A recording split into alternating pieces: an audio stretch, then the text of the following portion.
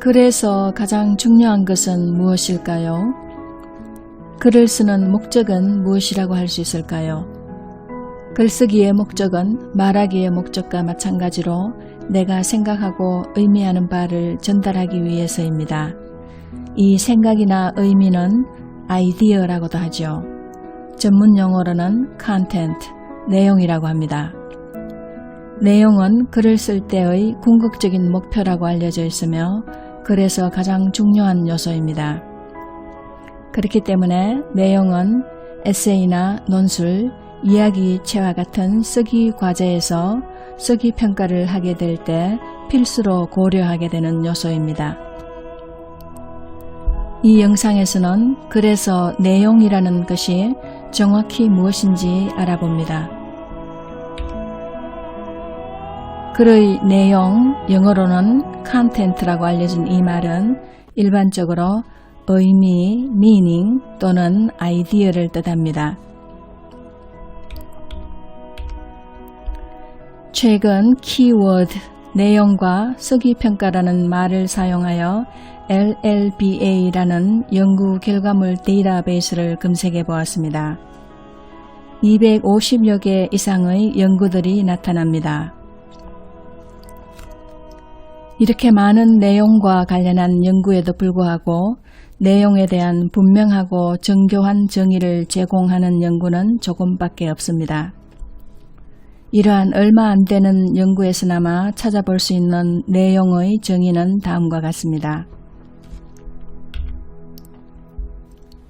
프리드만은 컨텐츠를 아이디어의 발전과 그 상호 간의 논리적 일관성이라고 정의했습니다.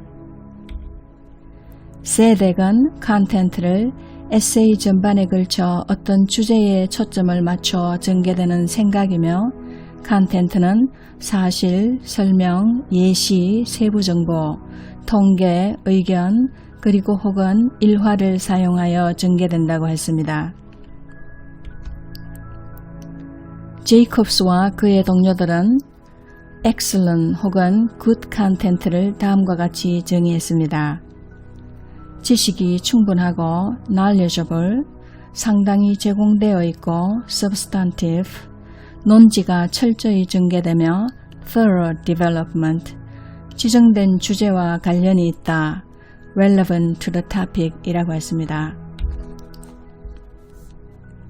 패스만 그리고 웰리의 연구를 보면 내용에 관한 피드백이 나타납니다.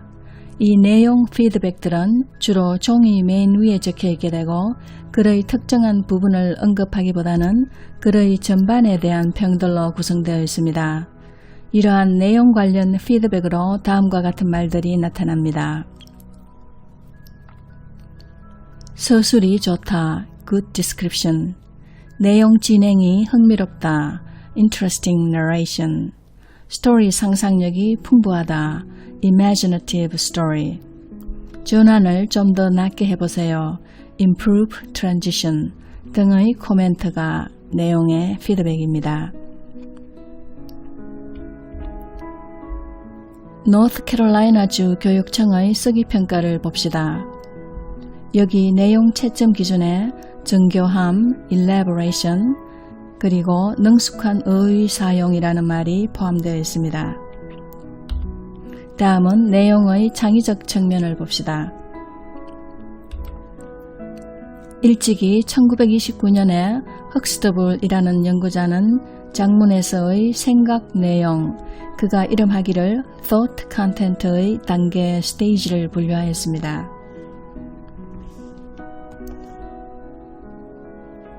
이 분류를 하는데 그의 말대로라면 그는 독창적인 노력을 쏟았습니다. thought content의 최고 단계는 창의적 사고입니다. 이 창의적 사고를 또다시 나누어 본다면 그 최상위 범주는 어떤 특징이 있을까요? 바로 문헌에 확실히 공헌할 정도로 독창적인 성찰의 우수성, Original Reflective Excellence라고 합니다. 이로써 내용에 대한 정의는 일찍이 1920년대 독창성을 포함하였습니다. 내용의 창의적 측면은 배와 리 연구에서도 나타납니다. 이 연구에서는 컨텐츠를 정의하기를 학생들이 쓰도록 요청받은 것과 실제 쓴 내용과의 적합성 (relevance라고) 했습니다. 또한 그 아이디어의 철저함과 창의성이라고 했습니다. 아이디어의 독창성, 연관성, 철저함, 그리고 전개 혹은 발달 등의 개념은 다른 연구에서도 내용의 특성이라고 합니다. 메이 연구자는 내용의 가장 높은 차원을 정의하기를 극히 독창적이고 흥미롭고 적절하며 충분히 발달한 아이디어를 포함한다고 했습니다.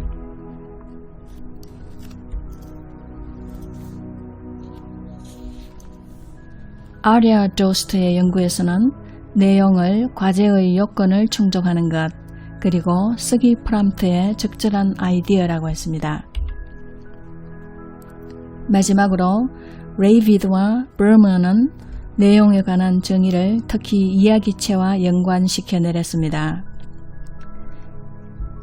이야기체에서 내용이란 것은 먼저 사건이 있고 event, 묘사를 하게 되며 description, 해설 interpretation을 하게 됩니다.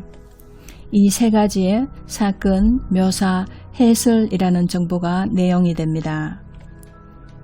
이 세 가지 가운데 세 번째 요소인 해설은 작가의 태도, 관점, 그리고 내면 상태에 대한 주관적 코멘트를 말합니다. 풍부한 해설적 요소가 성숙한 스토리텔링의 품질 보정 마크, 홀마크가 된다고 이 연구자들은 보았습니다. 다시 한번 보면 성숙한 스토리텔링의 홀마크는 풍부한 해설적 요소입니다. 이것은 비단 스토리텔링뿐 아니라 다른 장르에도 마찬가지일 것입니다. 종합하면 내용 컨텐츠란 하나의 특색이 아니고 다양한 특질들을 종합하고 있는 것임을 알 수 있습니다. 배 벤틀러, 리 연구자들은 내용에 관한 앞에서 본 조사를 바탕으로 컨텐츠의 정의를 종합적으로 내리게 됩니다. 이 정의는 바로 앞에서 언급한 다양한 특질들을 합해 놓은 속성이 있습니다. 또한 이를 평가와 관련하여 정립해 놓았습니다. 배 벤틀러 리가 내린 내용의 정의를 봅시다. 내용은 글에서 표현되는 아이디어 혹은 의미를 나타내고, 내용에 대한 평가는 그 아이디어들이 어느 정도로 정교한지, 발전되었는지, 논리적인지, 일관성이 있는지, 흥미가 있는지, 창의적인지, 또한 과제의 필요 조건에 얼마나 연관되었는지를 기준으로 이루어집니다. 여기에서 양질의 컨텐츠를 특징 짓는 것은 깊은 이해를 나타내는 독창적인 성찰과 해석적 우수성이 됩니다. 평가를 하게 되면 내용의 평가는 위 특징들에 대한 독자, 채점자의 전반적인 판단이 되겠습니다. 텍스트의 특성으로 본다면 내용에 대한 위의 정의는 본질적으로 일관성, 독창성, 그리고 글의 길이, 다시 말해서 유창성과 관계됩니다. 이러한 일관성, 독창성, 유창성을 가지려면 단어들을 필요로 합니다. 또한 단어들은 아무리 많이 알아도 이 단어들을 아무렇게나 나열하거나 배열해 놓을 수는 없습니다. 즉, 어순, 워드-오더에 따라야 합니다. 해당 언어의 문법의 사용과 적용을 필요로 합니다. 문법은 워드-오더를 말합니다. 이 5개의 특질, 일관성, 독창성, 글의 길이, 어휘, 그리고 문법이 내용의 주요 구성 요소가 됩니다. 글의 목적은 내가 생각하고 의미하는 바, 즉 내용을 독자가 읽을 수 있게 만드는 것입니다. 즉 내용 형성은 목적이 됩니다. 목적이라는 것은 상위의 개념이며 다른 것들은 그 목적을 위해 쓰이게 됩니다. 글의 목적이 되는 내용 또한 상위 개념이 됩니다. 이 내용 창작을 위해 어휘, 문법, 일관성, 독창성, 유창성 등이 사용이 됩니다. 그렇게 보면 내용과 이들 다른 중요한 요소들의 관계는 명시적으로 위계적 하이어라키컬입니다. 오늘은 여기까지 하고 다음 영상에서는 내용을 형성하는 요소인 일관성, 글의 길이, 독창성, 어휘, 그리고 문법이란 정확히 무엇인지야, 그리고 이들 요소가 내용을 형성할 때 내용과 어떤 관계가 있는지, 이들 특질들 간에는 서로 정확히 어떤 관계가 있는지, 어떠한 영향의 경로가 있는지 다루어 보겠습니다.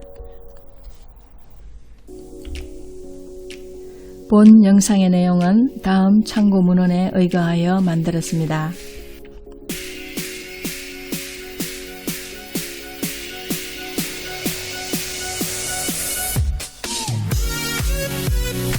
다음 페이지에 생각해 볼 것 몇 가지를 추출해 놓았습니다. 시청해 주셔서 감사합니다.